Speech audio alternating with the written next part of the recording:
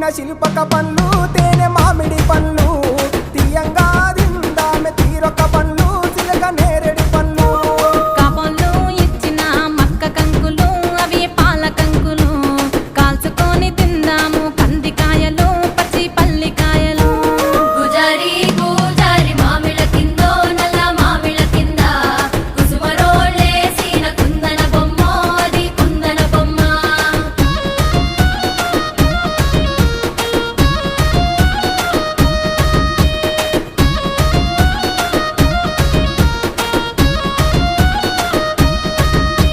బెస్తలు పెట్టిన పచ్చి చేపలు అవి వట్టి చేపలు